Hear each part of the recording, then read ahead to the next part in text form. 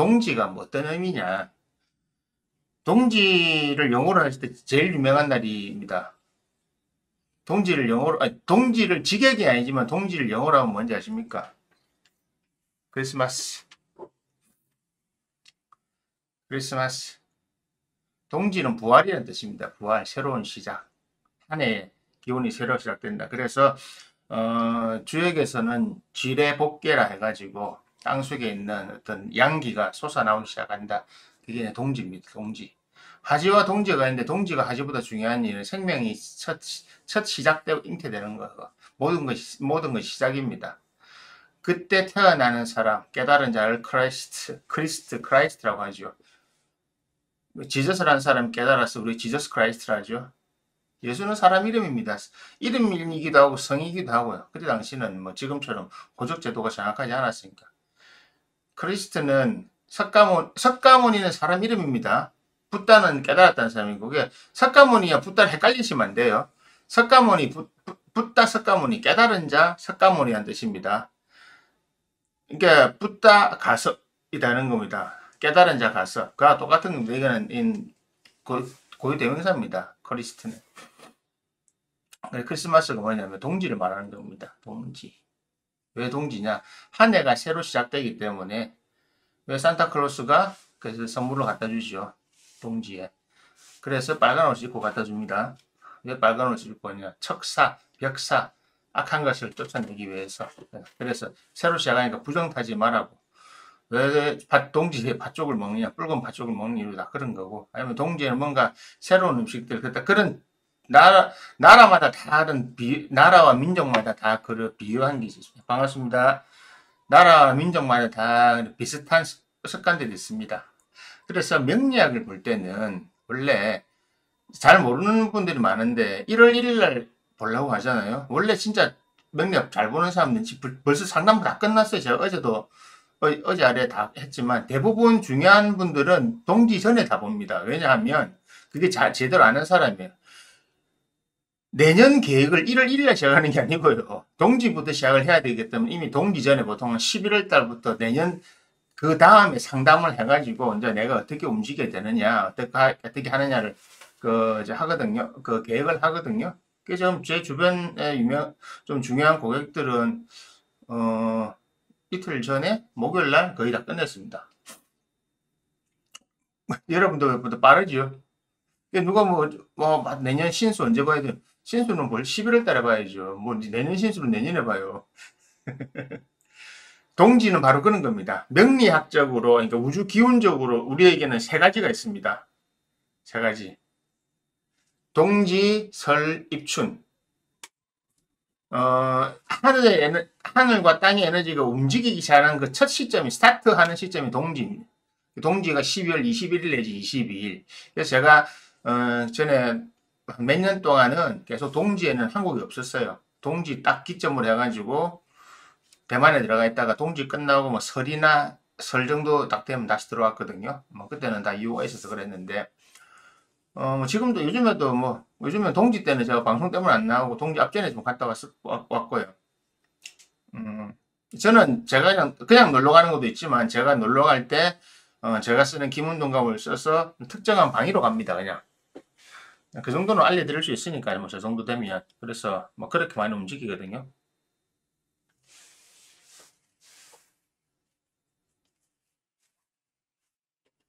예, 그래서 뭐 그렇게 동지 전에 갔다 오기도 했고. 그래서 하늘과 땅의 에너지는 동지를 기점으로 움직입니다. 동지하지. 그래서 동지는 그 다음 해의 운기가 시작되는 겁니다. 지금이 원래 자월인데 자월에 이미 자월로 움직이거든요. 그래서 5월에 하지가 있는 거고 자월에서 축을 넘어가는 요 시점에 사실 을사년이 시작되는 겁니다. 오늘부터 을사년이에요. 하늘에 들어온 에너지는. 하지만 이것이 지구에 들어오는데 시간이 걸리지요. 그래서 지구 안에서 딱 우리가 느끼는 시점은 언제냐? 1월 1일입니다. 음력 1월 1일. 정월 원단이라고 하는 게. 그때는 이제 한마디로 이렇게 이 안에 꽉 차가 있어요. 꽉 차가 있어요. 이제는. 지구 안에 우리가 느낄 수 있어요. 그리고 이것이 인간에게 어떻게 적용되냐. 그래서 명리학에서 사람의 나이를 나눌 때 설날을 기준으로 하지 않습니다. 입춘을 기준으로 합니다. 명리학에서 그 사람의 태어난 날짜를 볼 때, 띠를 볼 때, 음력 1월 1일 기준으로 하는 것이 아니고 입춘을 기준으로, 입춘, 절입, 그러니까 입춘, 한마디로 생명이 태어나는 것이죠. 그래서 세 가지가 있잖아요. 이렇게. 하늘이, 우주가 움직인가? 반갑습니다. 감사합니다. 이 우주가 움직이는 것이 바로 오늘 동지. 그리고 지구가 지구 안에, 우주라고 하는 것은 그냥 태양계를 보시면 돼요. 태양계가 움직이는 것이 동지. 그리고 지구 안에 에너지가 움직이는 것이 1월 1일. 그리고 입춘이 나 개인이 움직이는 되는 겁니다. 자, 그러면 나 개인적인 운사를 볼 때 실제 적용은 언제부터 되겠습니까? 내년 입춘에 되겠죠. 그죠? 입춘 전에 이미 다른 데서 움직이고 있잖아요. 그죠? 이번에 계엄 사태, 계엄은 벌써 올 초부터 걔들이 준비하고 있잖아요. 이렇게 저렇게 할 거다 말 거다. 그게 바로 동지라는 겁니다. 이미 되고 있었어요. 하지만 여러분들은 언제 알았습니까? 올해 2월달부터 모임하기 시작했는데 여러분들은 2024년 12월 3일 날 계엄이라는 걸 목격했잖아요. 접했잖아요. 바로 이렇게 오랜 시간이 갭이 있죠. 그 시간의 갭이 동지입니다. 그래서 현명하고 좀 아는 사람들은 이미 동지 전에 뭘 하고, 동지 때 보통 우리가 조용히 있고 부정탄핵 안 하고 하잖아요. 불도 태우고 하잖아요. 그게 바로 한 해 시작을 잘 하기 위해서 그런 겁니다. 사실 우리가 어제 모임도 그냥 어제 했거든요. 동지 전에. 그래서 동지 딱 끝나고 자시 지나고 마쳤는데 다 그냥 모르는 것 같아도 다 이유가 그렇게 있습니다. 그래서 조금이라도 빨리 시작하고 싶고 그 시간의 갭을 줄이시고 싶으면 이미 동지부터 하셔야 돼요. 올해는 놓쳤다면 내년부터는 꼭 잊지 마시고 시작을 하거나 할 때는 동지를 잘 염두에 두세요. 동지가 한 해의 시작이다. 그리고 설이라고 하는 것은 많은 사람이 다 겹치는 거지만 그렇게 생각하십시오. 그래서 이 동지라고 하는 것은 실제로 내가 움직일 수 있는, 입춘하고 동지가 거의 한 달 정도 차이가 납니다. 동지, 소한, 대한, 입춘 이렇게 되잖아요. 그러니까 동지 다음에 소한, 대한이 오고 입춘이 옵니다. 그러니까 실제로 동지 다음에 15, 한 달 이상이 걸리잖아요. 그러면 동지 다음에 소한, 대한이 왜 오느냐? 한마디로 이미 동지가 딱 됐을 때 일항이 시생, 땅속에서 땅속이라고 하는 것은 우리의 내면도 마찬가지지만 지구 안에 에너지가 이제 꿈틀거리기 시작합니다. 껍질이 씨앗이 땅속에 딱 있던 씨앗이 움직이는 시점이 동지입니다. 움직이면서 이 움직임 에너지가 올라옵니다. 이 에너지가 바깥으로 못 나가게 더 단단하게 막는 겁니다. 아직 안에서만 응축해라. 핵 폭발처럼 응축하고 있어라. 그래서 더 누르기 위해서 소한, 대한이 있는 겁니다. 반대급부적으로 더 강한 기운으로 눌러주는 겁니다. 환경을. 그러니까 에너지가 못 나가고 여기서 계속 꿈틀꿈틀하죠. 이렇게 가다가 이게 거의 터져 나올 정도 이렇게 껍질이 터질 정도로 되죠. 터진 입춘입니다. 입춘. 안녕하세요, 지한이. 터져 나오는 게 입춘입니다. 그게 바로 일항이 동지의 입춘. 그래서 대길. 요때 잘 터져 나오면 대길한다. 건양다경. 양이 모양을 드러내니 경사로운 일. 한마디로 생명이 다 태어나니까 경사로운 일이 많아진다. 한마디로 건양다경할 때 그 양이라고 하는 것은 동지에 시생했던 생겨났던 그 양기운이 그 건이라고 하는 튼튼하게 모양이 딱 눈에 보이나 됩니다. 건설할 때 그 건입니다. 물리학적으로 안녕하세요, 형님. 실제로 우리의 동작으로 보이는 겁니다. 건양, 다경. 그래서 경사스러운 일이라면 우리가 병사로운 일이 뭡니까? 기쁘고 즐겁고 역동적인 일을 말합니다. 역동적인 일이 많아진다. 그래서 입춘을 기점으로 그것이 많아지기 때문에 다 옛날에 입춘, 대길, 그냥 다경으로 딱 갖다 붙여놓는 겁니다. 시작은 언제나 오늘부터입니다. 그래서 새해 계획 이런 거 있잖아요. 보통 운동해야 되겠다. 보통 1월 1일 날 많이 하잖아요. 원래 동지 전에부터 하시면 됩니다. 그럼 동지 때 기회 놓쳤으면 내년에 잘 준비하시고요. 내년에 한번 동지 전에 한번 해보시고, 혹시 다 각자 신수 보러 다니신 데 있을 거잖아요. 상담하거나 할 때. 동지 전에 가서 물어보십시오. 훨씬 전에. 다음 해 신수로는 항상 그 전해 11월 달에 보시길 권해드립니다. 그러니까 11월 달에 봐야 뭐 동지부터 계획을 할 거잖아요. 저는 항상 동지부터 먹을 준비입니다. 그래서 다음 해로 시작하는 게 아니고 동지에 이미 벌써 동지부터 움직임이 저는 바뀌어요, 그냥. 근데 사람들은 설 지나고 막 뭐 하고 이러더라고요. 그게 아니고 미리 좀 움직이시면 됩니다. 그리고 동지에 움직이는 게 왜 좋냐 하면 이거는 아마 이런 이야기 처음 들었을 건데 동지의 에너지는 딱 터져 나오잖아요. 그 주인이 없어요. 무슨 말이냐면 예를 들어서 동지 때문에 저 같은 경우는 뭐 저는 뭘 하고 다른 거 뭐 일종의 술법 같은 거 되기도 하고 뭐 서양 마법을 하면 리추럴이기도 하고 아니면 뭐 저 수행하는 사람들은 뭐 동지나 이런 특별한 날 가서 뭐 밤을 샌다든지 아니면 새벽에 어디 뭐그 아침 해를 어떤 사람 아침 해를 본다든지 자정에 그 달빛을 본다든지 뭐 이런 뭐 다 해요. 하여튼 새로운 리플레이션 행위를 합니다. 그런데 잊지 마세요. 동지 때는 주인이 없어요. 하늘에서 던져줄 때는 주인이 없단 말입니다. 그 내가 하늘에서 던져주는 거를 미리 하늘에서 인터셉트 할 수 있어요. 중간에 땅에 떨어지기 전에. 땅에 떨어질 때 1월 1일입니다. 사람이 언제 모이냐고요? 입춘날 모이는 거예요. 그러니까 떨어지고 여러분들은 언제가 입춘부터 움직이는 거예요. 와, 아프리카 예를 들어 아프리카 고물품 같은 게 있잖아요. 와, 하늘에 비행기 날아가요. 와, 저쪽에 떨어진다고 알고 와, 이제 보고 어디 떨어질지 보고 있는 거예요. 근데 이미 이제 낙하산 내려오고 있어요. 그러면 사람들은 와, 어디, 자, 딱 보고 저쪽이다, 가자 해요. 근데 저 같은 사람들은 이미 떨어질 때 딱, 뭘 타고 딱 가고 있다가, 거기서 떨어지는 순간 하늘을 싹 걷어가는 거예요, 한마디로. 쑥 걷어가요, 우리가.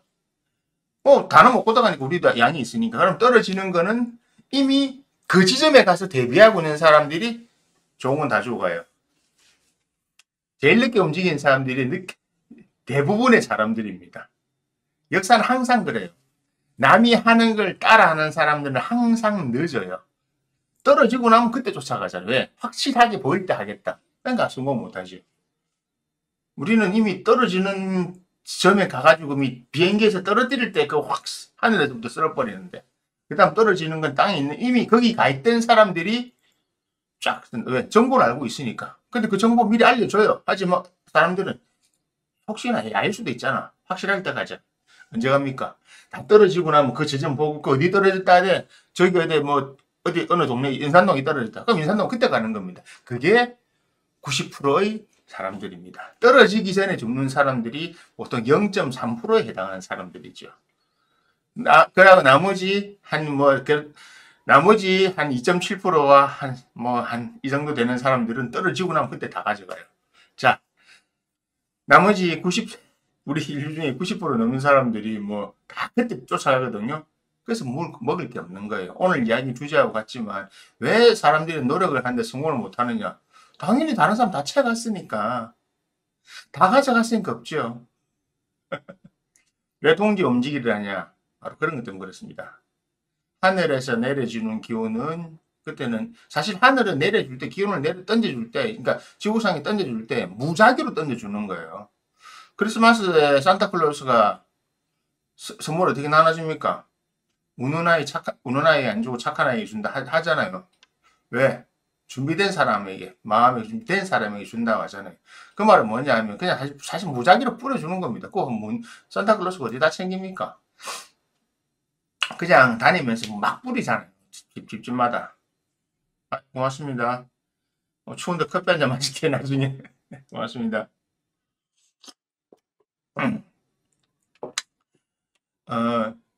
오늘 잘 됐네. 나중에 에스프레소 한잔 마셔야겠다.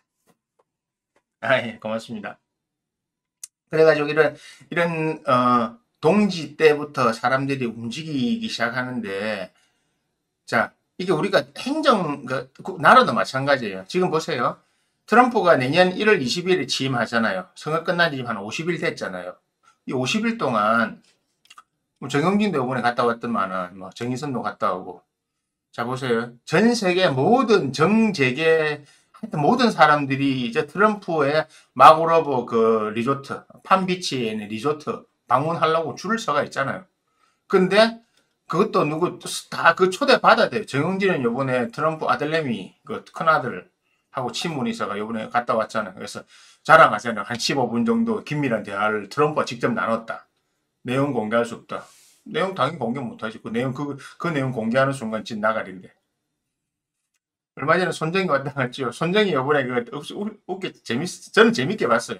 손정이 와가지고 뭐 바로 트럼프 앞에서 체격 차이가 뭐나 나니까 진짜 손정이는 짱다리하고 뭐 트럼프 190이 넘으니까 체격도 크고 그러니까 요만하게 해야 되는데 옆에서 해서 이제 뭐 요번에 행정부에 1천만 달러를 기부하겠습니다 하니까 트럼프가 뭐라니까 싹 이러면서 좀 작지 않나? 한 2천만 달러 해야 안 되라니까. 바로 그 자리에서, 예, 2천만 달러, 예, 콜. 딱 위에 올리던가, 예, 콜. 바로 하잖아. 문제 없다. 바로 천만 달러 바로 또 챙기죠. 제일 큰 게 그거였잖아요. 제일 큰 이슈가 처음에 캐나다 총리 왔을 때, X에다가, 우리 51번째 주지사 해라. 주지사 해라, 그냥. 51번째 주 해라. 거버너 해라. 농담이라고, 농담이라 했는데 다음날 X에 올리잖아요. 캐나다, 이거 국회 해가지고 딱 써가지고 아래 내려본 거. 나중에 가니까 진짜 대놓고 거부너라 해버리잖아요. 그 말은 뭐냐면, 이런 거죠. 트럼프의 대화 기법입니다. 그러니까 딱 너의 한계를 정해주는 거죠. 너희는 일개 나라로서 나와 대화하려고 하지 마, 이겁니다. 딱 그 트럼프 옛날부터 잘해요, 그런 거. 상대가 무슨 말 하는 첫벌입니다. 그리고 내가 하고 싶은 주제를 딱 정해줍니다. 너희는 나와 이렇게 대화해야 돼. 한마디로 너희는 51번째 주 정도의 권력을 가지고 힘을 가졌으니까 서열 정리 딱 해주는 거면 난 딱 그 정도야. 캐나다 너희는 51번째 주 정도밖에 안 돼. 우리나라와 나라든가 네이션 투 네이션으로 이렇게 맞대응하려 하지 마라고 하는 걸 딱 경고하는 겁니다. 세 번에 걸쳐서. 예전에 유명한 사건이 있잖아요. 덴마크 여왕이 초대했는데 덴마크 총리가 뭐라 하니까 안 가. 안 가. 취소. 그냥 공식 방문 취소, 본인 취소해버렸어요. 안 가. 이유 뭐. 그냥 안 가. 자, 요번에 관세 딱 하고 미국이 뭐라 했습니까? 위로 캐나다, 밑으로 멕시코. 딱 내가 취임하는 순간 25% 관세 때린다 했습니다. 근데 뭐라면 캐나다 총리 들어오니까 너는 51번째 주니까 한마디로 가서 기다리고 있어. 너희는 내가 우리나라 미 합중국 관리하는 것처럼 그런 국내 정치 영역이니까 너 나라 USA와 맞대응하려고 하지 마. 가서 찌그러져 있어. 내가 알아서 할 거야. 딱 이 말이거든요. 한마디로 딱 이 포지션입니다. 너는 그냥 내가 나라 우리 주 관리할 때 그때 대상 그때 부를게. 그때 해. 그냥 입 닥치고 있어 이거고. 멕시코는 뭐라 했습니까? 멕시코는 자기가 직접 언급 안 하잖아요. 이번에. 처음에 25% 관세 때릴 거다 나오고 언급 안 했는데 누가 언급했습니까?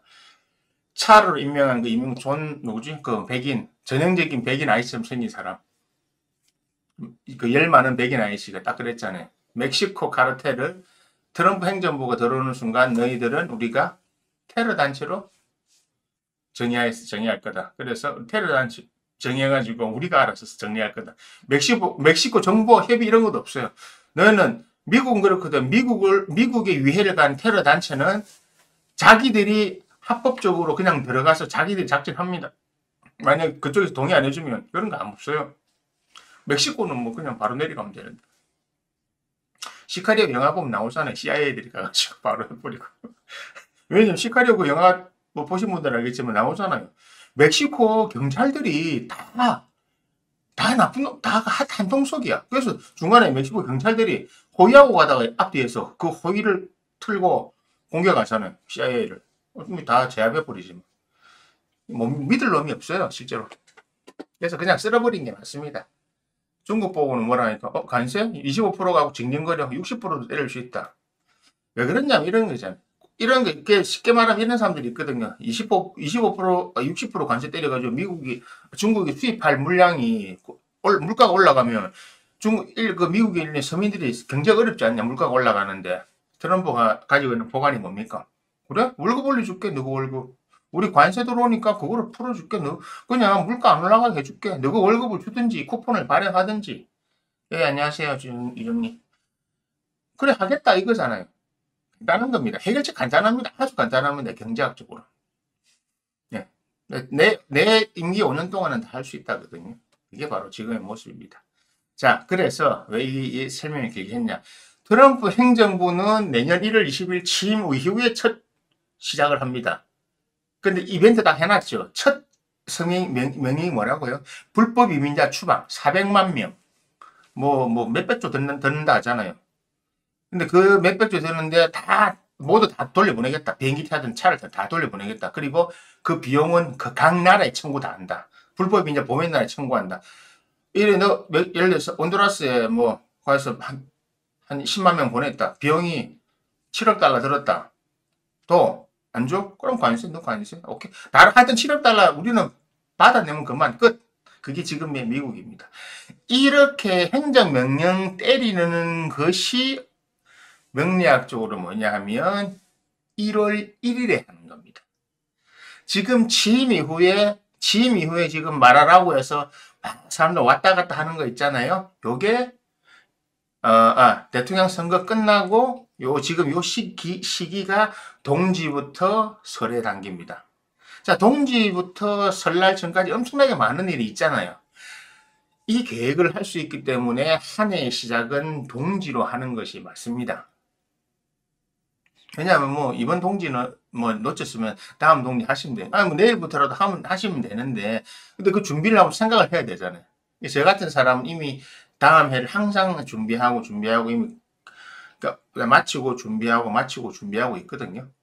그렇게 하기 때문에 그런 거고. 자, 그래서 행정명령이 딱 떨어져가지고 집행이 되고 쫓겨나기 시작하고 그러면 가족들이 자, 불법 이민 하나만 봅시다. 가족들이 떨어져 나가기 시작하고 하고, 캐나다 관세 25% 때려가고 실제 관세 적용되기 시작하고, 멕시코 지금 저 나라 지금 불법 이민자도 다시 컴백해 돌아오고 있는데 관세 25% 때리고 어느 날 갑자기 제일 많은 그 근처에 멕시코 국경에 홍보만 하는 거죠. 그러니까 내일 간다도 아니고, 내 지금 간다, 때린다. 나 때렸어. 나 미사일 쐈어.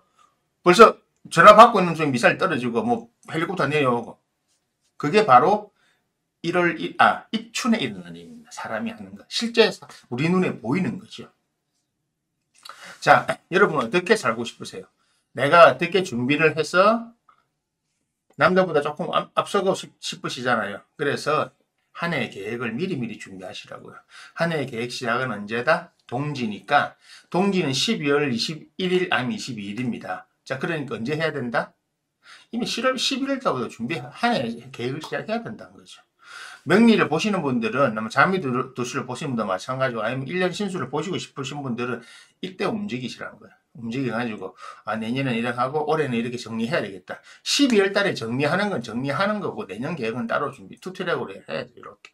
하나는 지나가고, 하나는 시작하고, 이렇게. 요 겹치는 시점에 동지에 딱 겹쳐야 됩니다. 그래야 이렇게 되는 겁니다. 내년에 시작하면 늦어요. 그걸 잘 알고 계시고, 보통 또 1월 1일 날 양력 1월 1일 이야기하는데, 양력 1월 1일은 다 노는 날이니까. 그러니까 한 해를 옮기는 이미 안 바뀌는 거거든요. 그러니까 그렇게 동지를 맞춰서 준비하시고, 아까 제가 조금 전에 설명해 드렸던 트럼프가 대통령 당선되고, 지금 막 모이는 기간, 그리고 취임하는데, 그 다음에 명령이 집행되는 거.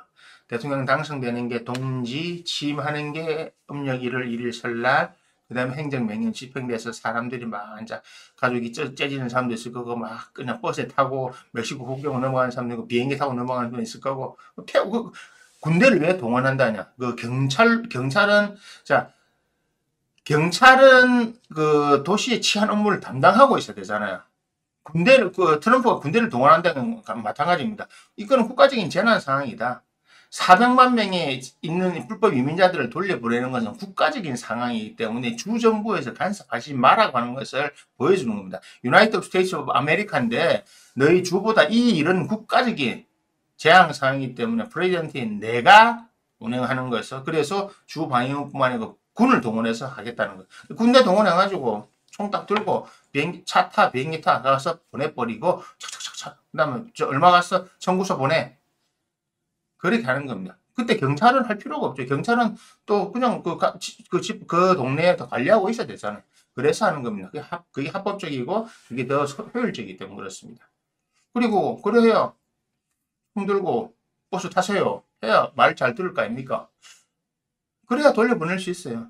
그 400만 명이 빠져나간 자리는 누가 채우느냐? 지금 미국에서 일 아직 안 하고 있는 이런 사람들, 고맙습니다. 일 안 하고 있는 이런 사람들, 그리고 지금 미국은 합법적인 이민자들이 모두 다 가려고 하고 있어요. 저도 제 조카 중 한 명 미국, 지금, 갔다 왔고, 미국, 저 조금, 알아서 할 계획이 다 있어요, 저는. 왜? 기회의 땅이 맞으니까요. 아직까지. 어지간하면 한국 잊지 말아 합니다. 네, 그래서 그렇습니다. 아유, 감사합니다. 아이고, 시장님 감사합니다. 오늘 딱 맛있는 거 사먹겠습니다. 점심 때. 아유, 고맙습니다. 그래서 동지, 지금 늦진 않았어요. 그래서 지금이라도 내년 계획을 준비하시고, 특히 이런 거 있잖아요. 내년에 뭐 큰 계획을 준비하거나 할 때 자금이 들어가고 하는 이런 것들은 다 준비해가지고 시작해 보시고, 또 반대로 내년에, 뭐 피해야 될 것을 미리미리 준비하시고, 그렇게 해서 그 동지가 중요한 겁니다. 이 동지를 이렇게 헛되이 보내지 마시고, 지금이라도 오늘 동지 이후에 제가 말씀드린 그 설 전까지 내년 을사년 상황 한번 참 챙겨보시라 이겁니다. 그 을사년이라는 것은 사, 을사, 병호, 정미 요 사오미가 이건 다음 강의 때 할게요. 요 사오미가 아주 중요한 시기거든요. 그래서 준비를 잘 하시면 됩니다. 그 얼마 전에 제가 유튜브 다른 사람 TV 보다가 저 자료가 있어 보다가 지나간 그냥 사진 찍어 놓으려다가 그냥 캡처하려다 안 했는데 그냥 그 사람이 그러더라고. 제가 늘 평상시 하는 이야기 동일한 이야기 하더라고요. 내년 이 사람이 경제 유튜브 이런 거던데 지금 세상의 상황이 어렵다. 그런데 이 상황이 어렵고 경제가 대한민국이 어렵기 때문에 부자가 이제 나올 수 있다. 왜냐하면 부자는 위기일 때 나온다. 지금 나오는 사람들이 부자가 된다. 이제 요즘에 나올 사람들은 상황을 알고 하고 그 사람은 부동산이 주로 말하니까 왜 부동산 줍줍 할 수 있다. 지금 올해 내년 후에 쭉 가면서 부동산이 자꾸 날아가고 경매 나온 건 많을 테니까 그거 주우라고. 내가 맨날 하던 이야기를 계속 하고 있네. 근데 그 사람은 부동산 이쪽이니까 계속 부동산에 관련해서 법을 갖고 이야기하더라고. 그래서 그래 실속 있네. 맞다. 자, 이렇게 잘 보는 사람도 있는 겁니다. 그러니까 여러분들 각자가 팔자가 내년에 성공하실 분도 있고 유지하실 분도 있고 나빠지실 분 있으니까 그렇게 한번 해보시면 좋을 것 같습니다. 궁금하신 거 있으면 질문 주세요. 없으면은 다음 그 강의로 주제로 넘어가겠습니다.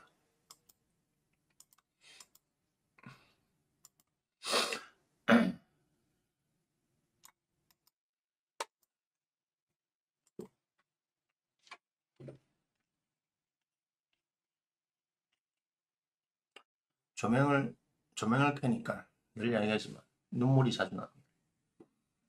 제가 압니다. 이번에 이제 나이 들어서 느꼈어요. 옛날 사람들 나이 들면 중년에 남자가 눈물이 많아지는 게 아니고 노안이라서 이게 많이 나옵니다. 외국계 부동산에서 한국 진출 제가 언급했는데 그게 정상적인 겁니다.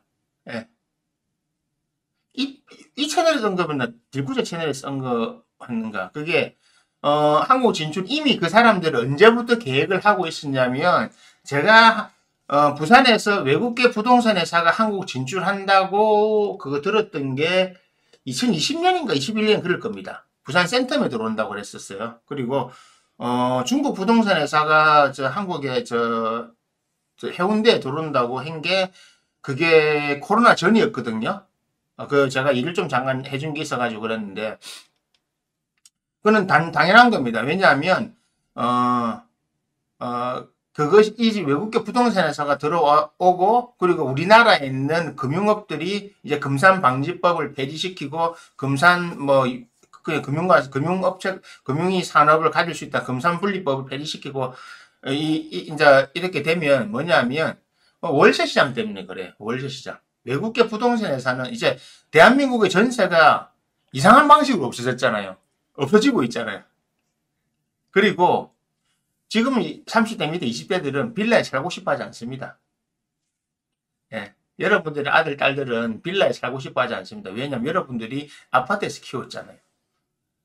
뭐 저는 빌라 살아도 상관없죠. 근데 저도 아파트 살거든요. 그런 겁니다. 그리고 이제는 그 소유 구조, 전세 구조가 없어지기, 특히 전세가 없어지고 월세로 전환하기 때문에 월세로 다 바뀌기 때문에 그런 겁니다. 예, 맞습니다. 빌라 싫지요? 그럼 어디 사느냐? 예전에는 아파트에 살았는데, 이제는, 사실은 독립하고 뭐니까 원룸 형태만 있으면, 그러니까, 결혼 시작을, 오피스텔 투룸 같은 데서 시작하잖아요. 아예. 빌라는 싫다 이거예요, 이제는. 불편하고 여러 가지 싫다. 싫기 때문에 어떻게, 오피스텔 투룸에서 시작하는 겁니다. 주상복합이 많잖아요. 그래서 요즘엔 그래서 생긴 게 주상복합. 제가 말한 항상 어디에 생긴다? 아파트 도로 라인. 예, 맞습니다. 예. 다 그래 갑니다. 그렇게 되기 때문에 그걸 할 수 있는 데가 지금은 각 개인이 뭐 내가 뭐 오피스 하나 지어가지고 뭐 분양하고 이런 정도에 있잖아요. 이제는 그냥 간단합니다. 빌라나 이런 거, 법이 조금만 개정되면 외국계 투자회사들이 들어와서 통째로 사가 지어가지고 지금 LH나 이런 데서 사는 청년 장기 주택을 사실은 국가에서 하고 있잖아요. 이 개념을 이제는 그 외국계 회사들이 예, 외국계 그 부동산 회사들이 하는 겁니다. 제가 그 처음에 그 센텀이 들어온다고 했을 때 그 회사가 그 중국계하고 들어왔었거든요. 그러고 그때 매입을 했었어요. 예. 근데 이제 그걸 좀 더 큰 회사들이 들어오는 거죠. 당연히 그게 수순입니다. 그게 제가 늘 이야기하면 그런 사람들이 와서 그냥 이제는 요즘에는 그렇잖아요. 그냥 주상복합 한두 개 올라가 있는데 청년들이 들어가 살잖아요. 리스의 사람은 별개죠. 네. 리스하고 약간 다름인데 그냥 리스 형태로 한마디로 리스 형태로 가는 거죠.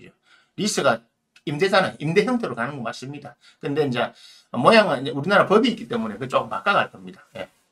근데 그거 하려면 우리나라 부동산 주택법들이 다 바뀌어야 되거든요.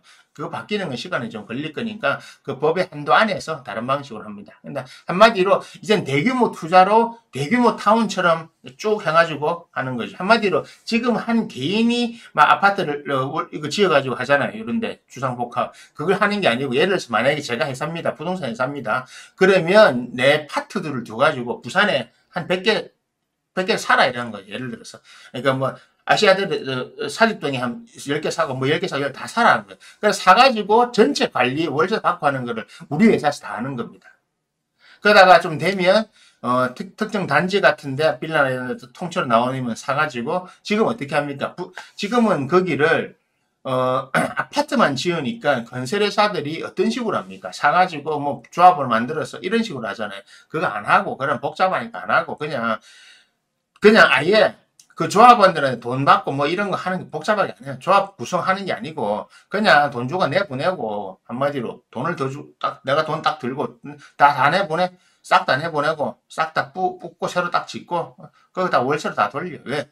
10년 20년 돌리면 되니까. 나는 예를 들어서 1,000억 가지고 있는 사람이 사업할 때는 하고 10조 가지고 있는 사람이 다르잖아요. 사업 규모가. 예. 그렇게 되는 겁니다. 그걸 할 수 있는 데가 외국계 부동산 회사들이 가능합니다. 외국계 부동산 회사 한국에 이미 코로나 이전에 사스 중국 그거 할 때 중국하고 사태 날 때부터 이미 한국에 자회사를 만들어 놨거든요. 서울에 있습니다. 예. 부산에는 없어요. 전부 다 서울에 있어요. 자회사들이. 그래서 그 애들이 다 그러니까 지금 서울에 있는 회사들이 부산도 센텀시티나 마린시티에 그런 상업용 그 건물을 많이 가지고 있거든요. 오피스나 이런 거. 서울에 있는 회사가 가지고 있는데 그 서울에 있는 회사가 진짜 전주는 뒤에는 그 외국계 부동산 회사입니다. 처음에 제가 해줬던 데가 상해 쪽이었고 홍콩도 들어와 있고 많이 들어와 있습니다. 싱가포르도 들어와 있고. 그러니까 여러분이 알고 그러니까 조금 뭐 그냥 내가 좀 집이 있어서 뭐 살고 뭐 집 지어가 팔고 이런 거 제외하고 이제는 그 전체가 다 바뀌는 겁니다. 예, 아파트 월세시장 들어오죠. 왜냐면 아파트가, 제가 이야기하는 거죠. 아파트가, 외국계 부동산 회사들이 아파트 월세시장으로 들어온 이유는 딱 간단한 겁니다. 왜냐하면, 지금 영끌족들이 올해부터 던지기 시작했잖아요. 경매를. 근데 그게 안 나가고 있잖아요. 그게 진짜 본격적으로 무너지는 게 4, 5, 미. 이래요. 월세가 엄청 비싼 게 맞는데, 그 월세가 비싸기 때문에 외국계 부동산 회사들이 들어오는 겁니다. 왜?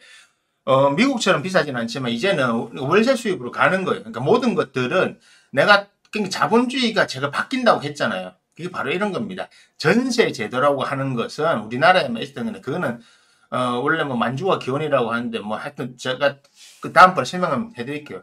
그러니까 전세라고 하는 것은 자본주의가 활성화된 나라에서는 쓰지 않는 겁니다. 왜냐하면 돈을 계속 굴려야 되잖아요. 주식도 마찬가지고 계속 굴려야 되는데 돈이 묶여 있잖아요. 그러니까 서로가 장점도 있지만 단점도 있었던 겁니다. 그러니까 한마디 이런 거예요. 자, 뉴욕 이런 아파트들은, 뉴욕에는 아파트 그냥 보통 월세가 200, 300 시작해요. 좀 괜찮은 데는 1000만 원이에요. 그 진짜 뭐 좋은 아파트는 월세가 6천씩 이렇게 3천, 6천씩. 근데 그거 내고 들어간 사람도 있잖아요. 왜? 그 사람들은 돈이 그냥 월세 내는 게 편하니까 그런 거예요.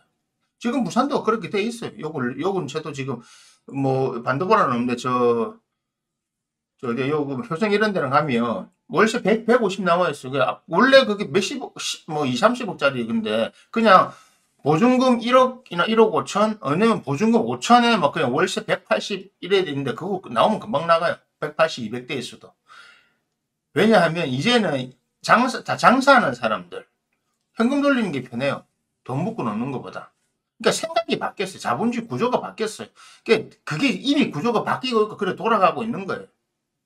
제 주변에 요번에 제 주변에 제가 아끼는 동생 중에 한 명이 유명한 프랜차이즈를 하거든요. 요번에 그 대통령상 받았더라고. 잘해가지고. 그 친구가 그렇게 해요. 현금을 계속 돌리거든요. 현금 이동성이 너무 좋은 거예요. 그러니까 이게 부동산 투자 이런 거 안 해요. 왜냐하면 현금 투자가 돈이 된다는 거 아닐까. 그래서 그렇습니다. 그러니까 우리가 미국만큼의 월세가 비싸지는 않지만 이제는 월세로 다 올라가는 겁니다. 지금 서울에 의지가는 데는 혼자 사는 데가 100이에요. 월세가. 그 우리가 아는 이케아는 동네 이런데 그러니까 뭐 강남 이런 데는 혼자 사는 데가 100이에요. 좀 괜찮은데 투룸은 150이에요. 부산도 이제 괜찮은 데는 70이에요. 부산에 50 밑으로 되는 원룸 가보잖아요. 진짜 막 좁아요. 좁은 정도가 아니고 뭐 그래요. 진짜 홍콩 비슷한 느낌. 홍콩보다 좀 낫겠지. 그런 거예요. 부산에도 괜찮은 원룸은 다 60, 70 돼야 돼요. 그러니까 부산의 100부터가 그나마 이제 집처럼 보여요. 예, 그렇습니다. 지금. 그럼 내가 한 달에 300만 원 버린 사람 월세 100을 내고 산다. 나 힘들었어요. 전세 내고 싶다. 전세를 안 하는 거예요. 왜 그런지 아십니까? 저는 옛날부터 제가 항상 말해 제가 투자를 하는 이쪽 사람들한테는 그 사람도 뭐 항상 하는 말이 몇 년 전부터 그랬거든요. 이제 월세 받으세요. 전세 안 된다고. 예, 그게 돈이 되기 때문에. 구조가 그렇습니다. 그래 해야 전세로 가지고 내가 전세를 받아가지고 그 전세금을 가지고 투자를 할 게 없잖아요. 그러니까 그냥 전세금 받을 필요 없이 월세를 더 받아서 내가 내 생활비 쓰고 내가 이 현금 쓰고 착착착 모아놓는 겁니다. 어차피 보증금 조금 있으니까. 부자 입장에서는 그게 편해요. 현금이 항상 들어오니까. 옛날처럼 내가 재산 빌딩 100억짜리 갖고 있었는데 다 전세로 들어와 있어. 그럼 그 목돈을 다 묶어놓고 아니잖아요. 다 프로가 투자했는데 경기가 어려우면 투자해도 소득이 없잖아요. 자 그럼 투자에 소득 없는데 이 사람 나간다는데 그럼 어떻게 돼? 내가 돈 갖고 있는 100억 부자 뭐하면 은행 대출 내가 이거 내줘야 돼요. 보증금. 왜? 난 다 썼으니까. 내가 투자한 거 못 받았으니까. 그러니까 불편하더라는 거예요. 하우스 푸어가 빌딩 푸어도 생긴 이유가 바로 그거잖아요. 그래서 이제 월세 돌려버리는 거예요. 보증금 나갈 때 그래 뭐 주면 되니까. 그래서 이제 아예 지금 요즘 원룸 옛날식 원룸 있잖아요. 그런 건 아예 보증금 자체가 100만 원이에요. 그냥 100만 원 아니면 100만 원도 안 받고 한 기본적으로 딱 받고 그냥 다 대신에 3개월, 6개월 이렇게 단기로 빌려주는 거죠. 그냥 호텔 대신에. 그러니까 뭐 장기 부산에 출장 온다 이런 사람들 쓰라고. 그 바뀌는 거예요. 그게 결국 월세 시장으로 바뀌는 거예요. 왜? 이제는 경기가 불안정하고 정권도 불안정, 모든 것이 안정되지 않는 것이 많다 보니까 현금 유동성이 최고라는 거죠. 요즘 하루아침에 주식도 오르락내리락 샀고 비트코인도 뭐 하나니까 뭐 확 내려갔다 올라갔다 샀고 지금 우리나라 지금 원화가 1450 지금 사실은 1460 뚫리려 하는 거 억지로 연기금으로 막 매일 조단위씩 풀어내가 막고 있거든요. 매일 조단위씩 풀어내 그거니까 외국인 매도자들은 오르네? 툭 팔고 또 사놓고 보면 또 오르네? 또 팔고 왜? 막으니까 계속 오르? 안 떨어져야 되는데 오르네? 던지잖아요. 그 걔들은 돈 매일매일 챙겨가잖아요. 연기금에서 매일 1조씩 넣으면 그 돈은 그대로 빠져나갑니다. 장 마감할 때 보면. 매일매일 빠져나가요. 여러분의 국민연금이 매일매일 그렇게 몇천억씩 조 단위로 빠져나가고 있다고요. 주식 조금 아는 사람 제 말 이해할 겁니다. 시작. 그 지금 내일 또 어찌 될지 내일 또 분명히 되거든요. 월요일이니까. 주식이 제일 취약할 시점이 대한민국이 취약할 시점이 금요일 오후부터 월요일 아침까지입니다. 주식 하는 사람은 다 알걸요? 제 말. 이제는 비싼 월세를 주고 살아야 됩니다. 또 비싼 월세를 주고 살아야 되는 이유가 제가 늘 이야기하지만 부익부 빈익빈 때문에 외국계 투자회사들도 이제는 아까 말한 것처럼 자 한두 개가 아니고요. 내가 주상복합 그냥 통계는 10종짜리를 내가 100개를 갖고 있다고 해서 객실이 100개지요. 그냥 그냥 한 건물에 10개만 있다. 그냥 10개만 계산하기 10개만 했어도 100개를 갖고 있으면 객실이 1000개지요. 하루에 100만원씩, 한 달에 100만원씩 나오면요. 계산이 다릅니다. 예. 현금이 그렇게 도는 겁니다. 그래서 우리나라 기업들 중에 대기업들이 저 편의점 장사를 계속 하는 이유가 매일매일 현금이 돌잖아요. 그래서 원화가 휴지까지는 안 되는데 하여튼 2030 그냥 한 34년까지는 계속 원하는 힘이 없습니다. 이번 정권에서는 더 힘 없을 거고요. 제일 힘든 게 4옴이 넘어갈 때 원화는 거의 가치가 없을 겁니다. 왜냐하면 지금 우리가 원화를 올리는 거 방어할 수 있는 방법이 아무도 없어요. 왜? 남은 전세들은 그러니까 전세를 월세로 전환 못 시키는 사람들은 그 능력이 떨어지는 사람들은 그러니까 이런 거예요. 전세 월세를 보지 마세요. 사람들이 어디에 살고 싶어 하느냐. 제가 말하잖아요. 내가 지역시하게 늘 이야기하는 거. 여러분들 서울 아니 부산 아니고 서울에 사는 분 있을 겁니다. 사는 분도 계실 거예요. 불광동, 은평구 불광동.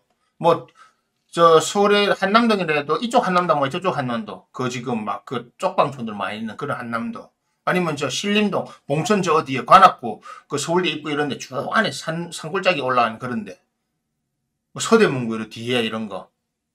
아니면 노도강이라고 말하는데 도봉구, 노원구, 강동구. 가기도 힘들어요. 거기에 있는 사람들은 누가 들어와 살지를 않잖아요. 거기서 강남하면 나오려면 뭔가 서울에 하프람 나오려면 부산 올라 C급 잔치를 하는데 와 쟤는 몇 번 가보고 거기에 강남에서 갈라 하면 노원구 한번 가려고 하면 타고 6호선인가 8호선 타고도 가서 다시 4호선 갈아타고 한참 올라가요. 나중에 오는 게 힘들어요. 제가 지난해 어느 강의에서 해놨잖아요. 금 달러. 여유 있으면 비트코인은 오르는 게 한계가 돼 있어요. 그러니까 금은 무조건 돼요. 제가 얘기했잖아요. 금은 지금까지 단 한 번도 내린 적이 없어요. 금은 내리지가 않아요. 저는 전 중화민족들하고 비습성이 비슷하기 때문에 그 위에는 손을 안 댑니다. 부동산 관심 없어요. 달러는 좋아요. 달러는 계속 갖고 있어요. 트럼프 5년 동안 달러는 떨어질 일이 없어요. 투자의 개념보다 하여튼 지금 살려면 늦긴 늦죠. 왜냐하면 지금 금 살려면 장난 아니게 비싸거든요. 근데 지금이라 사놓으면 계속 오릅니다. 계속 오를 수밖에 없습니다. 방금 난 소리 바람 소리입니다. 오늘 바람 많이 불어가지고 떠납니다. 왜냐면 바람이 부니까 저희는 오피스텔이 막 지나가면서 나는 소리입니다. 그 남아있는 전세들 중에 산에 있는, 그러니까 교통이 불편한 지역. 제가 그 교통 불편한 지역을 기준을 뭘 삼냐면, 교통 흐르면 본류, 뭐 지하철이나 큰 버스 다니는 큰 대로에서 마을버스를 타고 가야 되는 거. 또 서울 같은 데는, 부산은 그 정도는 서울 가보니까 마을버스 2번 타야 되는 데 있더라고요. 마을버스 타고 한참 올라가야지. 거기서 또 올라가야 되는 데 있더라고, 보니까. 서대문 이런 데 가니까. 와, 황당하더만, 보니까. 마을버스 타고 올라가고, 아니면 시내버스 입구까지 갔는데, 그 종점에서 마을버스를 갈아타고 올라가야 돼. 부산은 그 비슷한 데 있긴 있어요. 안창마을 이런 데. 올라가고, 거기서 다시 마을버스 타고 들어가야 돼요. 그거는 지금 개발이 안 돼요. 그거 개발하려고 다 밀어놨는데, 거기 아파트를 지을 수가 없는 게, 거기까지 왔다 갔다 하려고 하면 차가 있어야 되잖아요. 지금 젊은 친구들 차 안 살려고 하잖아요. 제가 쓰면 차 살 필요 없다고. 우리 일론 머스크 형님이 지금 원래 보여줬잖아요. 로보택시. 앞으로는 차 사지 마라. 본인이 말하잖아요. 차 사지 마라. 안 사도 다 타고 다닐 수 있다. 자율주행 나오면 공유차 다 되니까. 차 살 필요 없는 거예요. 내가 오늘 람보르기니 타고 싶으면 람보르기니 스타일 차 전화하면 옵니다. 가격은 비싸겠지. 그건 이미 그렇게 돼가고 있어요. 그래서 남아있는 전세들 중에 만약에 교통이 불편한 데 있는 거, 부산 오시면 제송동, 뭐, 명장동, 아니면 뭐, 요뒤 온천요, 저 아파트 저희 지금 창문으로 보이는 사립동 온천당에 있는 산 위에 있는 아파트들.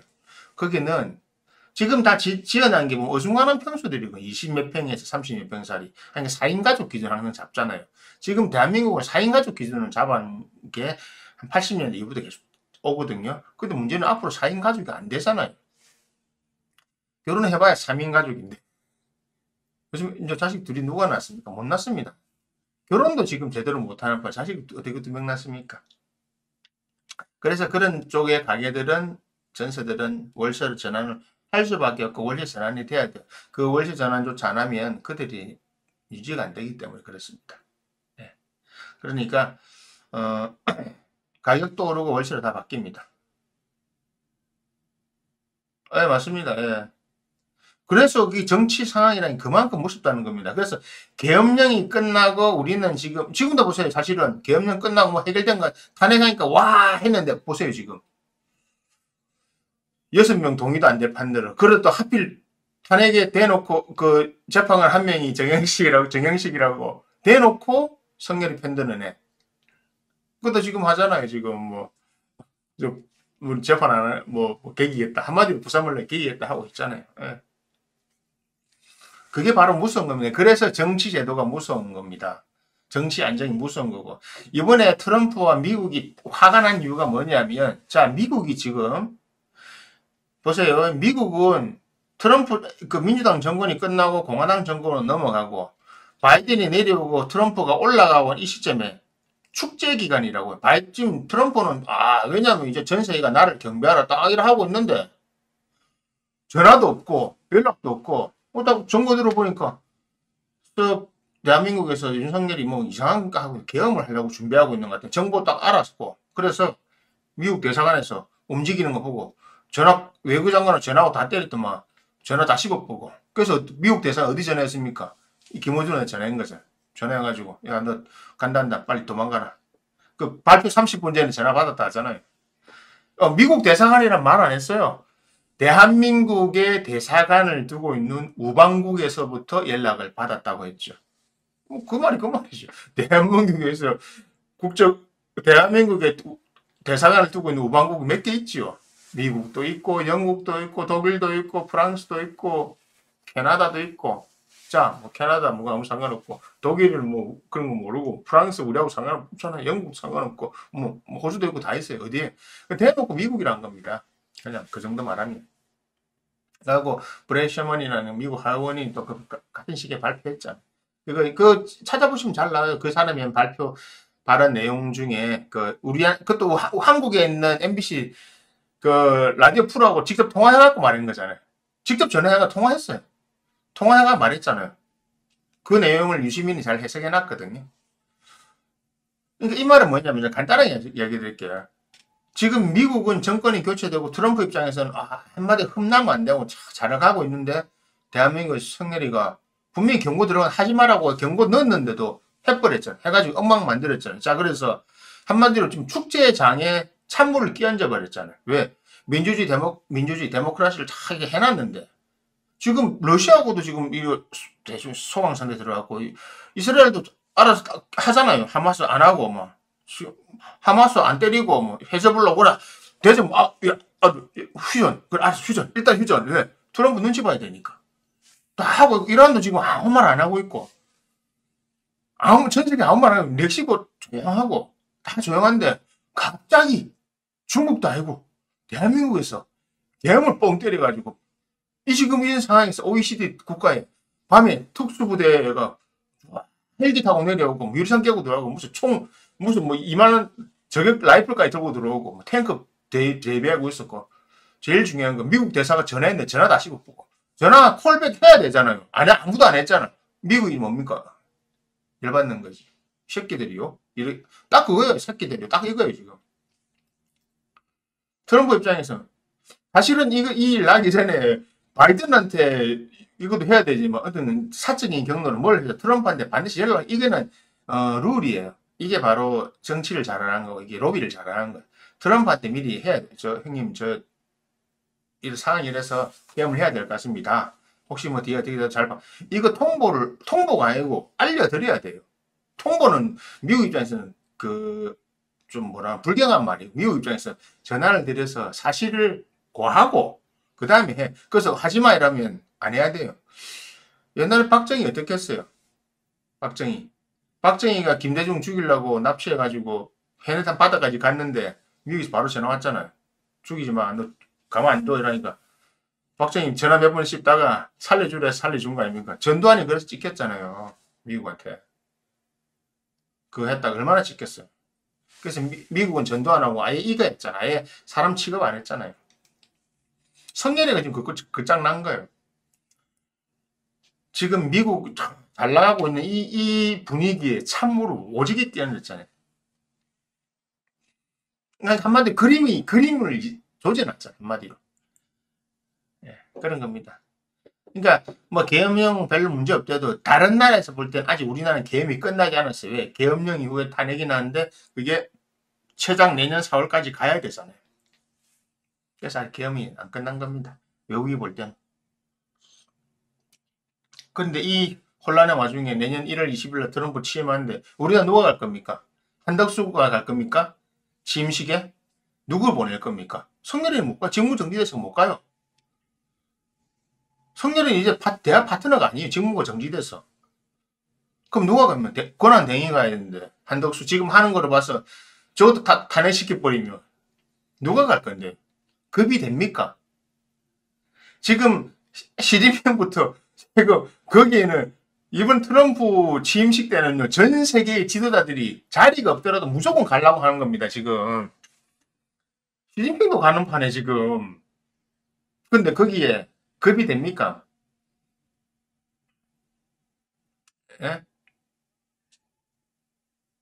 이부진 이미지 좋은데 능력이 없으니까 문제지. 예전 대통령이 좀 좋죠. 그 좋아요. 근데 뭐 그 될 능력이 아니라서 그렇지. 그래서 지금 트럼프 취임식 때 대한민국에 잘못하면 한독수도 못 간다고 지금 민주당이 탄핵 때려버리면 골치 아파요. 골치 아픈 정도가 아니고. 그러면 넘버 3가 최상목 경제부총리가 받아야 되는데 최상목 경제부총리 얼마 전에 무슨 말 했습니까? 자기는 요번에 뭐 하고 일 좀 마치고 나면 조용히 물러나겠다. 발 빼는 거예요. 왜? 이번 정권이 계속 있어봐야 답이 안 나오거든. 발 빼는 게 나아요. 왜냐면 저 사람은 정치 관료가 아니기 때문에. 한독수는 정치 관료잖아. 완전 정치잖아. 네, 그런 겁니다. 이게 지금 대한민국이 처해 있는 상황입니다. 대한민국이 이런 상황이 처해 있기 때문에 여러분들 생각을 잘 하셔야 돼요.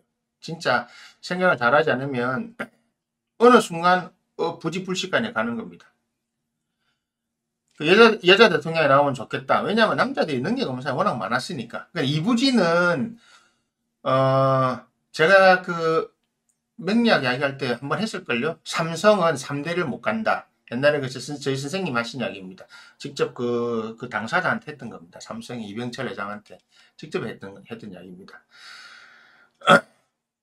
그럼 뭐 조영훈이 책에도 나와 있고 한데 삼성가는 이병철이 이맹희와 이건희 두 사람 중에 한 명을 선택해야 됐을 때, 그 재산쌤이 딱 이렇게 이야기했었어요. 정확하게. 이맹희한테 넘겨주는 게 순리에 맞고 이맹희한테 넘겨주면 삼성은 오래 지속이 된다. 그런데 이병철이 자기들 세계 1등을 하고 싶은 거야. 세계 1등을 하고 싶으면 이건희한테 물려줘라. 대신에 삼성은 3대를 못 간다. 3대가 되면 당신부터 밑에 3대 때 내려가면 삼성은 다 갈라진다. 고 했어요. 뭐냐면 실제적으로는 경영 능력이 없어서 그렇습니다. 그래 보세요. 이건희가 있을 때 삼성이 세계 탑이 됐죠. 반대쪽에 탑이 됐는데 이건희가 어떻게 됐습니까? 제대로 마무리도 못하고 이상하게 죽었잖아요. 이거 뭐 제대로 넘기지도 못하고 이상하게 식물인간으로 10년 있다가 죽었잖아요. 그러면서 삼성의 승계 작업이 제대로 안 됐죠. 근데 그 와중에 이건희가 있을 때 여러분 잘 모르시는데 삼성의 이재용이 크게 한번 사업 실패한 적이 있어요. 인터넷 처음 나오고 이래가지고 그 얼마 안 돼가지고 이 삼성이라고 대규모 그 인터넷 관련된 사업을 추진했다가 말아먹었어요. 완전 말아먹었어요. 지금 손정희가 위웍스 말아먹은 정도로 말아먹었어요.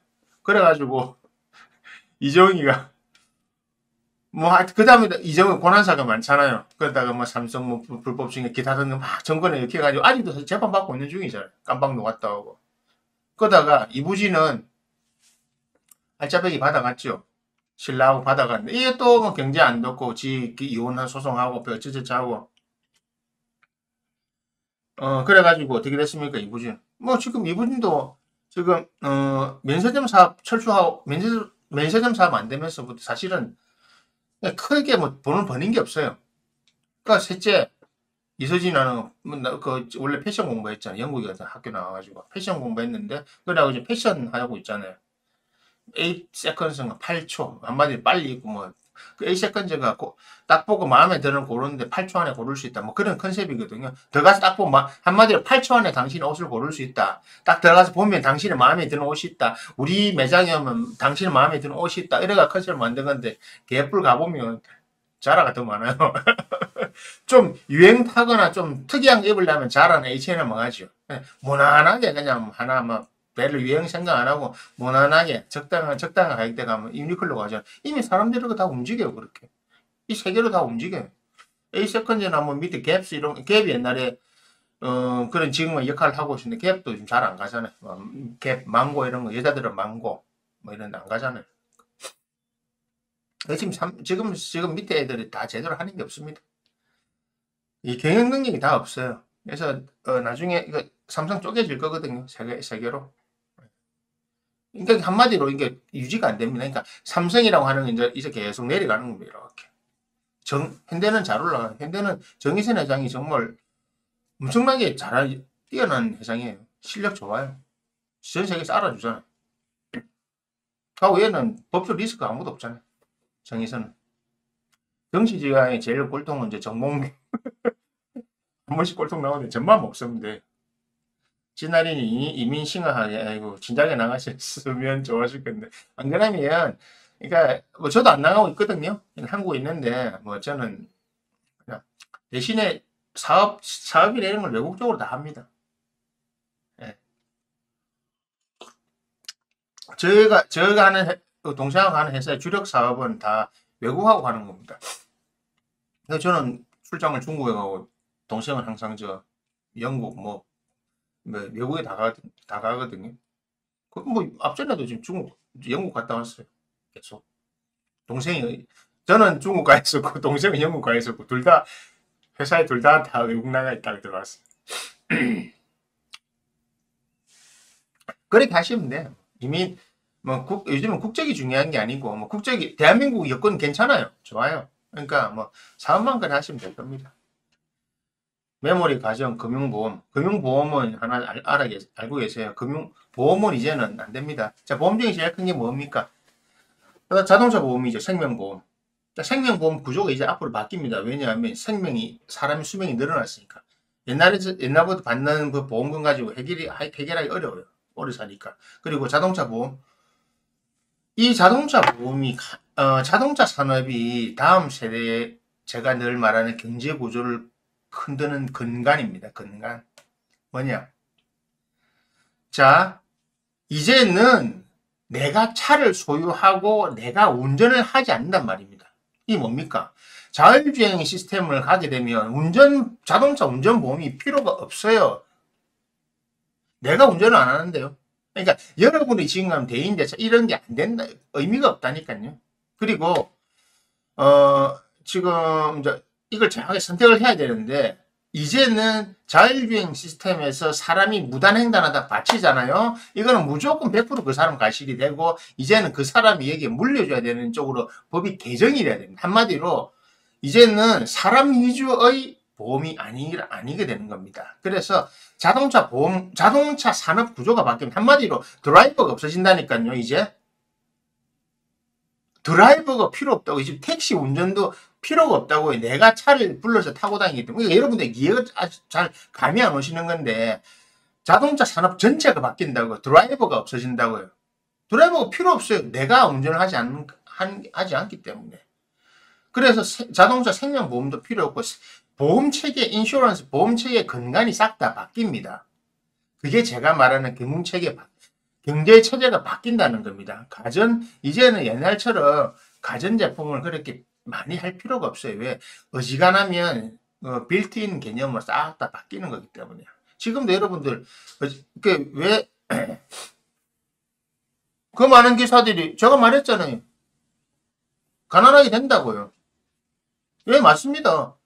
그 사람들이 가난해지고, 이제는 이런 사람 돈을 벌어간다고요. 가난해져야죠. 지 알아 살아야죠. 그래서 근근히 살아간다고 하는 겁니다. 근근히 알아 살아라고요. 신경 안 씁니다. 그래서 제가 말하자면 앞으로는 경제제도는 정치제도가 바뀌면서 복지 이런 건 다 줄여버려야 된다고. 제가 이야기하는 게 자세히 생각해 보시면 엄청나게 잔인한 겁니다. 돈은 일용직 알바도 할 게 없지요. 왜냐하면 지금 쿠팡에 상하차 이 분류만 하고 있는데, 실제로 쿠팡 상하차 분류 기가 팩토리 하고 있잖아요. 이제 그걸 로봇가 대행한다고요.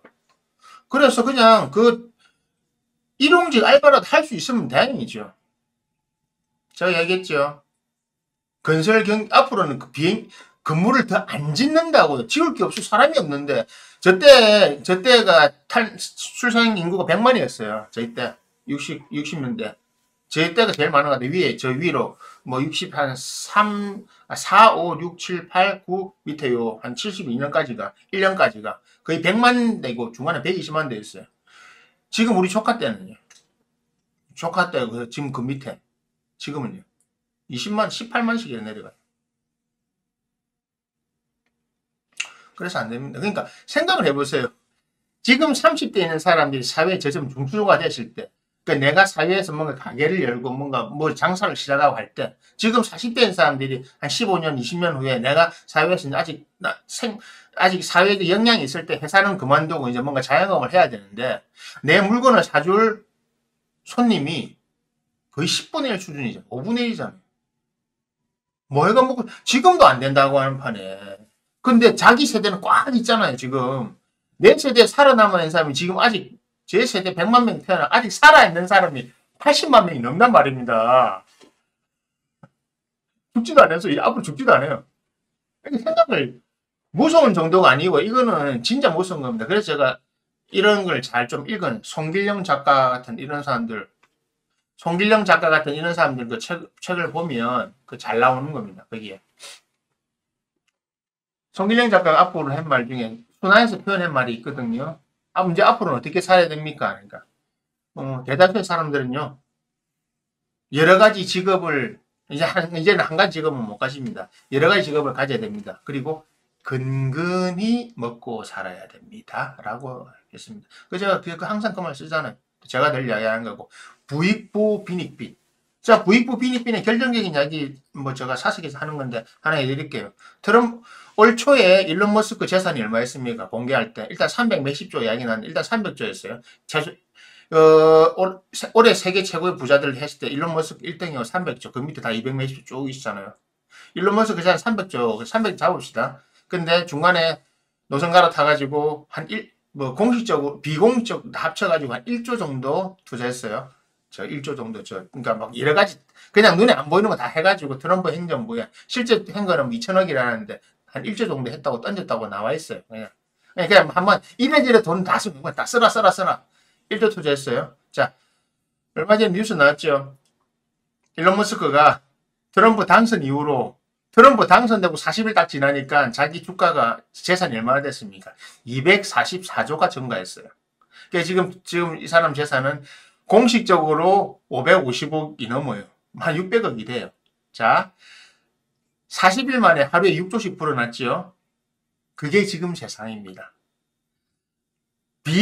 빈익빈 부익부가 이렇게 된다고요. 가만 앉아서 40일 동안 240조, 하루에 6조씩 늘어나서. 뭐 사람들이 하죠. 앞으로 주가 내릴 수도 있잖아. 내려봐야 데미지가 별로 없어요. 이 사람, 트럼프가, 일론 머스크 갖고는 모든 회사는 다 미래지향적이고 세계 선도적인 회사고, 앞으로 전 세계가 어떤 산업을 해도 AI뿐만 아니라 모든 미래 산업의 근간이 되는 회사를 다 가지고 있다고요. 일론 머스크는. 자, 아무것도 안 했는데 40일 만에 돼서 600조, 그러니까 간단하게 550조, 600조 잡읍시다. 그냥 600조를 잡읍시다. OECD 대한민국의 2025년 국가 총 예산이 647조입니다. 자, 600조를 해도, 자, OECD에 있는 대한민국의 국가 총 예산, 국가 총 예산을 트럼프는 조만간 뛰어넘겠지. 트럼프는 일론 머스크는 조만간 뛰어넘겠죠. 제가 이야기했잖아요. 1000조 부자가 나온다고. 근데 얼마 전에 구글에서 퀄텀 양자 컴퓨터 해가지고 순타이가 발표했는데 잘 이해 못 하실 건데 저는 이해를 하는데 양자 컴퓨터 개념을 잘 몰라 그러시는데 그건 다음 그건 한 시간 잡고 해야 될 것 같아요. 왜냐면 양자 컴퓨터는 여러분들이 상상하는 것 전혀 다르거든요. 제가 양자 컴퓨터 개발하는 분이 양자 컴퓨터는 지금 안 된다 이러는데 양자 컴퓨터는 안 되는 게 아니고 양자 컴퓨터를 하려면 두 가지가 바뀌어야 됩니다. 그 양자 컴퓨터를 바라보는 인식이 바뀌어야 돼요. 그 개념, 사람 사고가 전환돼야 되고 그것을 할 수 있는 물리적 환경이 바뀌어야 돼요. 한마디로 지금의 물리적 법칙 안에서 양자 컴퓨터가 정말 구동하기 어려워요. No space, no time이거든요. 시간과 공간의 개념이 사라져야 양자 컴퓨터를 이해할 수 있습니다. 예. 그게 바로 석가모니께서 말씀하셨던 즉시 일어난다. 즉시라는 뜻입니다. 내가 마음먹으면 즉시.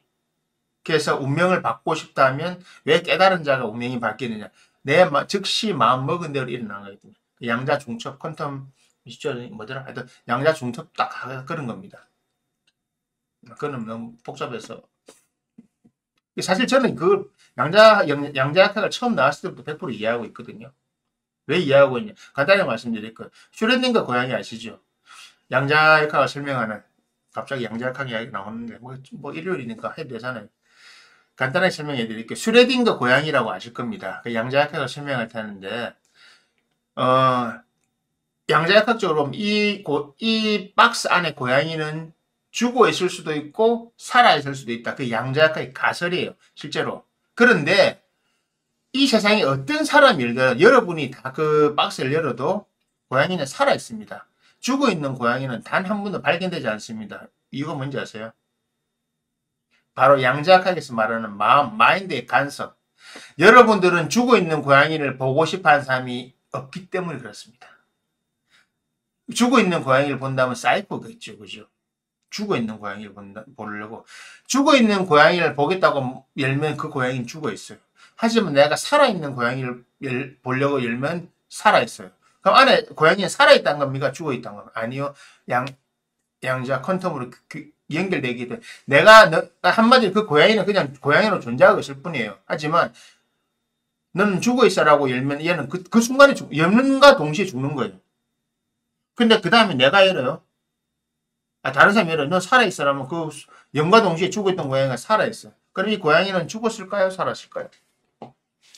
죽지도 않고 살아있지도 않은, 아니면 죽을 수도 없고 살 수도 없는 그런 상태가 바로 양자 퀀텀 중첩이 뭐더라 하여튼 그 양자 중첩이란 겁니다. 여기에 무엇이 영향을 미치냐? 여러분들 마인드가 영향을 미치냐? 마인드가 왜 영향을 미치나? 양자역학에서 말하는 매듭 광년에 떨어져서도 양자의 이렇게 교류, 이 한번 연결되어 있으면 매듭 광년에 떨어져도 순식간에 연결되는 겁니다. 내가 느끼면 저 사람도 느낀다고. 내가 저 고양이는 죽었다고 말하면 죽은 겁니다. 내가 살았다 말하면 사는 겁니다. 그것이 석가모니께서 말씀하신 겁니다. 천수천안 관세음보살이 왜 동시에 천수천안으로 천군대에 다 나타나는다. 관세음보살은 한 사람인데 어떻게 동시에 나타날 수 있나? 평행우주론에 나오는 것과 똑같은 겁니다. 양자 중첩 때문에 가능합니다. 아직 이해 안 될 겁니다. 이게 이해가 돼야 됩니다. 무슨 말이에요? 아니, 그래서 양자 컴퓨터는 나와봐야 여러분들이 알 필요가 없어요. 여러분들의 대부분의 사람들은 그걸 이해하지 못하니까. 양자역학에서 말하는 건 이미 벌써 석가모니 때 개념 정립이 다 되어 있습니다. 네. 순간이 곧 찰나고 찰나고 순간이다. 억급이 곧 찰나고 찰나고 억급이다. 바로 이거 했잖아요. 왜 억급이라고 하는 것은 엄청나게 간세음보살 한 번이 한 10만 8천년인데 합쳐가지고 하여튼 몇 억 년이 된다. 강화사가 지금을 치면 가는데 몇 조 광년인데 그조차 찰나에 다 채득할 수 있다. 그 양자역학입니다. 그게 바로 양자 퀀텀. 그 AI가 진아링이 말씀하시는 AI가 발전하려고 하면 바로 요 양자 컴퓨터가 써져야 AI가 가능해요. 그러면 시공여행이 실제로 가능해집니다. 왜? 과거, 현재, 미래는 모두 한 점에 중첩되어 있거든요. 그래서 석가모니께서 뭐냐면 지금 네가 깨닫고 이 현상을 이해하면 과거, 현재, 미래, 시방세계 모두를 다 이해하게 되고 내가 있는 그 자리에서 모든 것들을 다 알게 된다가 그것이 깨달음이고 그것이 제가 15년을 20년을 공부하면서 최종적으로 도달했던 자리고 그 관점으로 이제 세상을 보고 있는 겁니다. 좀 이해가 확실히 됐어요. 그래서 이게 간단하게 이렇게 설명해 드리는 겁니다. 그래서 앞으로는 이런 양자역학이나 이런 거, 양자역학이 나오는 초우주적인 우주가 곧 나입니다. 내가 곧 우주고. 초우주라는 걸 사실 붙일 필요가 없어요. 우주란 말 자체가 시간과 공간이거든요. 시간, 주, 공간. 여러분들 시간과 공간을 아마 잘 이해하지 못하실걸요? 동상하고도 주로 이야기했지만, 여러분은 공간이 뭔지 잘 모르실걸요? 주역은 이 우주를 공간적인 개념으로 바라보는, 스페이스의 개념으로 바라보는 겁니다. 그런데 주역이 아닌 명리학은 우주를 시간적 개념으로 바라보는 겁니다. 시간과 공간을 인식을 해야 돼요. 근데 양자역학은 시간이 곧 공간이고 공간이 곧 시간이고 시공은 동시에 존재한다. 중첩된 상태에서 네가 어떻게 인식할 거냐? 네가 공간을 인식하고 싶으면 공간을 인식해라. 시간으로 인식하고 싶으면 시간을 인식해라. 근데 사람들은요. 입자성과 예 맞습니다. 석가모니는 중생들에게 단 한마디 하지 않았습니다. 입자성과 파동성이라고 말할 때 여러분이 입자를 좋아합니까? 파동을 좋아합니까? 여러분들은 세상을 어떻게 이해합니까? 여러분들 입자성을 이해하지. 눈에 보여야 되잖아요. 네. 너무 이야기 너무 하면 재미없겠다. 여기까지 맞게. 양자 컴퓨터 이야기는 다음에 드릴게요. 어쨌든 지금 부동산 시까지 왔는데 앞으로 세상이 이렇게 되는 겁니다.